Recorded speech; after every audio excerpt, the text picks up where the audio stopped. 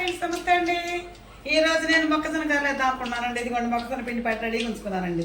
ఈ రోజు పెందరాడు చక్కెర 2 పొట్టలు తెప్పించుకొని వలిసేసుకొని కొంచెం వాటర్ పోసి నీళ్ళలో నానబెట్టారండి. నానబెట్టా కొంచెం వడేసుకొని మిక్సీ పెట్టాను. మిక్సీ పెట్టి బెల్లం వేసుకొని చక్కగా సెట్ చేశాను. ఇది ఇదిగోండి ఒక్క పావు గంట ఫ్రిడ్జ్లో పెడితే బాగుంటుందని పెట్టానండి. గారె వస్తానట్టు పెట్టాను.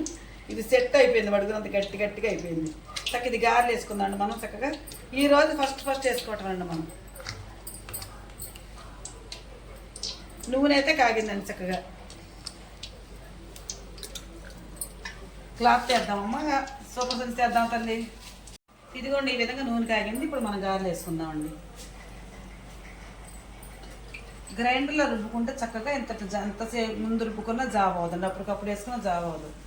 నాకు గ్రైండర్ లేదని ఓన్లీ మిక్సీ ఉంటే మిక్సీలో రుబ్బేస్తానండి. గ్రైండర్లో అయితే చక్కగా పిండి చక్కగా మెదుగ్గా చక్కగా దూదిలాగా వచ్చేస్తుంది. ఆ దూదిలాగా వస్తుంది, గారెలాగా వస్తుంది. దీనికి ఆకారం ఉండదండి. దూది బెల్లం కదండి, ఉంటుంది.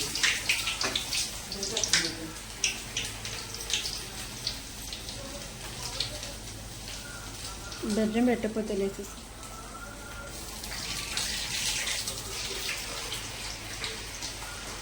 అతుకుతుందండి. ఇదిగోండి ఈ విధంగా చక్కగా గారెలు వేసుకున్నాం. చూడండి ఎర్రగా చక్కగా కాలుతున్నాయి కదండి. భలే టేస్టీ ఉంటాయండి. బెల్లం తక్కువగా వేసి సరిపడా వేసుకున్నామండి. ఎర్రగా కాలి చూసారు. ఇవి సాయంత్రం స్నాక్స్ చాలా ఇష్టంగా తింటారు. మొక్కజొన్న బాగా అరుగుదలని చెప్పి ఎక్కువ శాతం మేము మొక్కజొన్నలో ఎవరు చాలా రకాల స్నాక్స్లు చేసుకుంటామండి. వీటిని అదిగోండి పిల్లలకి ఇష్టం అని చెప్పి పురుగులు వేసానండి. ఇదిగోండి అవి పిల్లవాళ్ళకి, ఈ మా తమ్ముడికి, మా మరదలకి, మా రెడ్డి గారికి, మా బాబుకి, నాకు ఇవ్వండి. ఈ విధంగా నేను చక్కగా స్నాక్స్ తయారు చేసుకుంటాను. నేను ఎక్కువేనండి, సరిపడా వేసుకోండి. ఈ పూట తింటారు కాసిన చక్కగా. రేపొద్దున తలా 2 వచ్చినట్టు చేస్తానండి. ఈ చక్కెర లాంటివి అయితే మరిన్ని చేసుకుంటాం, కానీ ఇట్లాంటివి మాత్రం కొద్దిగా చేసుకుంటామండి.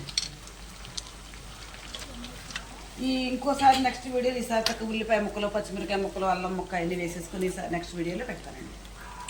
అవి చాలా బాగుంటుంది. కారంగా ఉంటుంది. పచ్చిమిరకాయ ముక్కలు, ఉల్లిపాయ ముక్కలు పంటితే చాలా రుచిగా ఉంటాయండి. దాని దగ్గర అల్లం పేస్ట్ వేయాలండి. జీలకర్ర కొంచెం వేసుకుంటే ఇంకా మస్తు ఉంటాయండి. నేనైతే ఈ విధంగా చక్కగా మొక్కజొన్న గారెలు, మొక్కజొన్న పురుగులు, మొక్కజొన్న పురుగులు చేస్తూ ఉంటానండి. ఈరోజు మాత్రం మొక్కజొన్న పురుగులు బెల్లం వేసి ఇదిగోండి బెల్లం వేసుకొని గారెలు చేస్తాను. నెక్స్ట్ వీడియోలో పురుగులు వేసుకుని ఇదిగోండి ఈ విధంగా చేస్తానండి. చక్కగా ఇలా పలసగా ఆకులా చేస్తానండి. నేను చేసే విధానం మీకు నచ్చితే నాకు ఒక లైక్ ప్లీజ్ సబ్స్క్రైబ్.